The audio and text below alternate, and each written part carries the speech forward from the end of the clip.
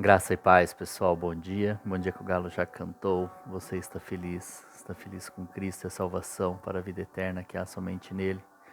Que bom, seja muito bem-vindo ao canal. Todas as manhãs tem um devocional, uma reflexão na palavra de Deus aqui para abençoar o meu e o seu dia. Então, leva em média 10, 12 minutinhos. Fica comigo até o final. Durante o vídeo, curte, comenta, compartilha e se inscreva também. Amém? Isso ajuda muito o YouTube a levar a mensagem mais adiante e alcançar mais pessoas. Amém? Estamos na história de José, lá no Egito. José o hebreu. José não é do Egito, José foi para o Egito e lá se tornou governador. Amém? Nós estamos no capítulo 41, versículo 50. Vamos falar dos filhos de José. Antes dos anos de fome, Azenate, filha de Potífera, sacerdote de On, deu a José 2 filhos. Ao primeiro, José deu o nome de Manassés, dizendo: Deus me fez esquecer todo o meu sofrimento e toda a casa de meu pai. Ao segundo filho, chamou Efraim, dizendo: Deus me fez prosperar na terra onde tenho sofrido. Assim chegaram ao fim os 7 anos de fartura no Egito, e começaram os 7 anos de fome. Como José tinha predito, houve fome em todas as terras, mas em todo o Egito havia alimento. Quando todo o Egito começou a sofrer com a fome, o povo clamou ao faraó por comida, e este respondeu a todos os egípcios: dirijam-se a José e façam o que ele disser. Quando a fome já havia se espalhado por toda a terra, José mandou abrir os locais de armazenamento e começou a vender trigo aos egípcios, pois a fome se agravava em todo o Egito, e de toda a terra vinha gente ao Egito para comprar trigo de José, porquanto a fome se agravava em toda parte. Amém. Então, José deu nome aos filhos. Ele não se esqueceu da sua origem, deu 2 nomes hebreus aos seus filhos, e com o significado de Manassés, falando em hebraico, né? Daquela época o som ficaria mais ou menos significando fez-me esquecer. E aí ele fez-me esquecer todo o sofrimento, toda a casa de meu pai.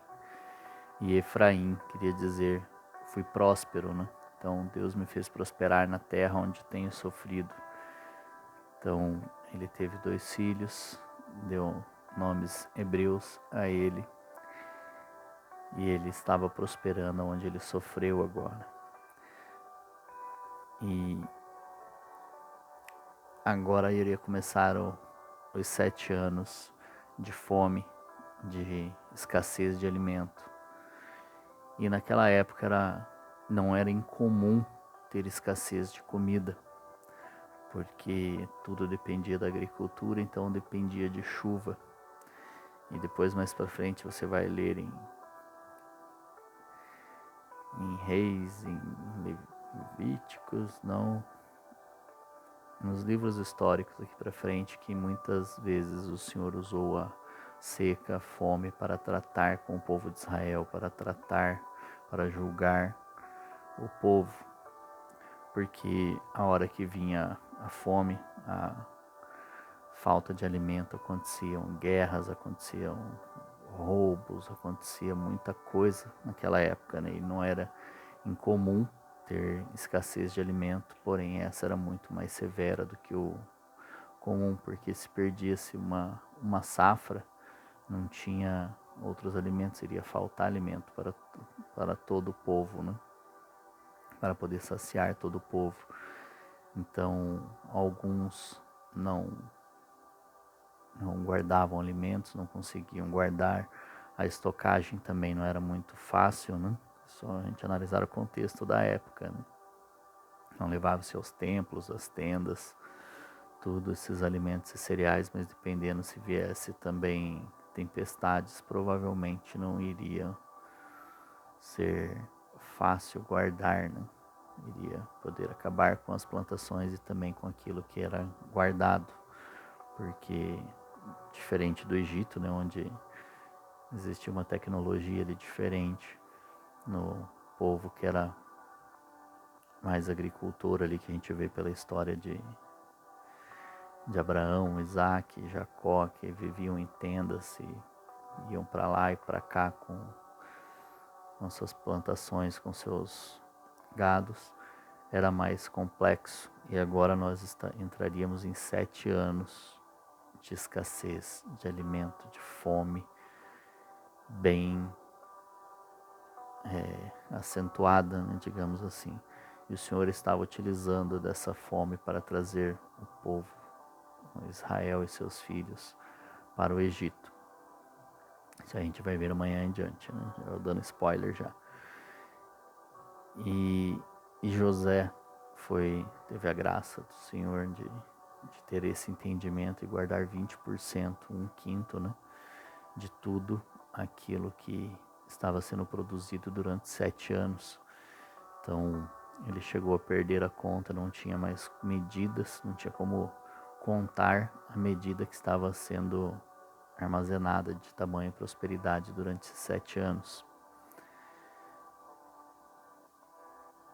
E vai chegar momentos da nossa vida, assim como José, que passou por tudo isso e veio a coroação de uma família. O Senhor deu a ele uma família, uma esposa, 2 filhos, e ele pôde declarar que, através dos filhos, que tudo aquilo que ele sofreu não foram maior do que a sua fidelidade a Deus, que a sua confiança em Deus, porque nós vimos e analisamos que nesse período tanto de sofrimento que ele teve, ele não abandonou o Senhor, ele continuou fiel ao Senhor, ele continuou sendo submisso à vontade de Deus, às permissões de Deus e tudo aquilo que Deus estava concedendo, permitindo que acontecesse na vida dele. Ele estava sendo forjado e se permitindo a forja do Senhor.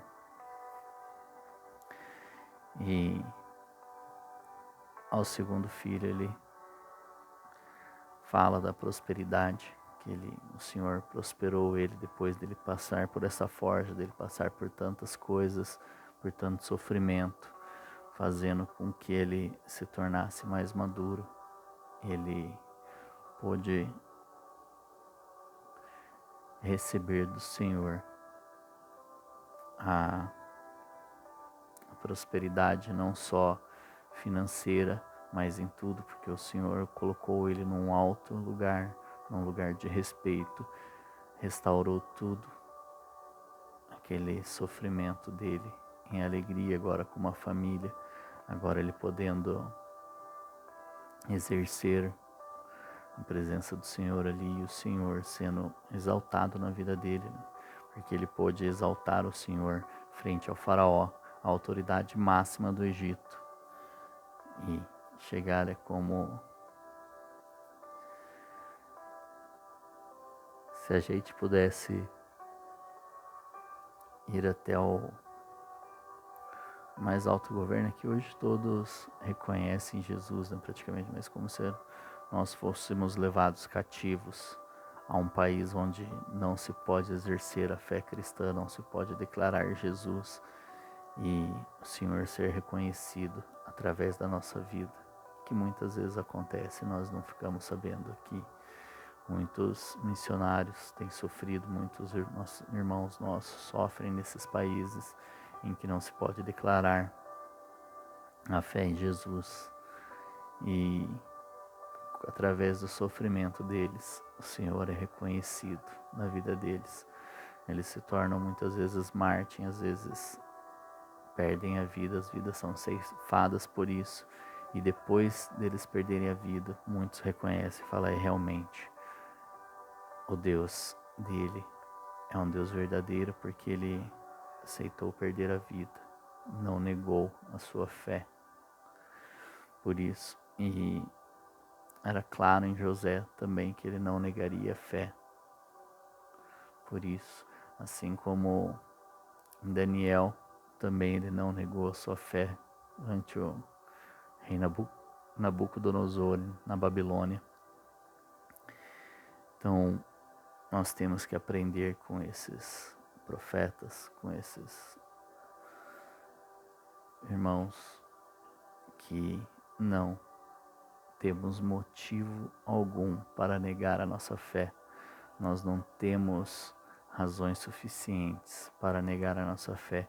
Aconteça o que acontecer, Deus continua sendo Deus. Nós não vamos entender os desígnios de Deus, não vamos entender tudo aquilo que Ele permite, tudo aquilo que Ele vê. Muitas das vezes que nós estaremos sofrendo, o Espírito Santo estará chorando conosco, e se nós não tivermos essa sensibilidade de perceber, nós não perceberemos que Ele está sofrendo junto conosco, Ele está vendo o nosso sofrimento. Porém, Ele não nos abandona. Muitas vezes vai parecer que nós fomos abandonados, assim como José foi abandonado naquele poço, vendido, foi como escravo, depois foi para a prisão injustamente. Mas o Senhor não o abandonou, e ele tinha a certeza, a convicção e a fé de que não estava sendo abandonado por Deus. Se estava acontecendo, era com a permissão de Deus, e isso um dia faria sentido para ele, assim como nós estamos estudando a vida dele hoje aqui. Estamos recebendo isso como um passo de fé, como um homem submisso a Deus, um homem que não deixou de servir ao Senhor mesmo nos momentos mais difíceis que ele passaria. No momento de mais sofrimento, ele não ficou perguntando aonde está Deus. Ele não ficou questionando o Senhor. Ele manteve a sua posição. O Senhor, ele manteve-se ali crente e fez tudo conforme era necessário fazer para mudar os ambientes em quais ele estava inserido. Nos ambientes onde ele foi parar, ele não mudou. Então, ao final ele reconheceu o Senhor novamente, continuou reconhecendo e prosperou. Amém? Que a gente continue lembrando de José todos os dias da nossa vida, principalmente nos dias maus. A Bíblia diz que nós teremos dias maus, o dia mau vai chegar para todo mundo, o dia difícil. E nesse dia nós temos que falar: Senhor, o Senhor estava comigo nos dias bons.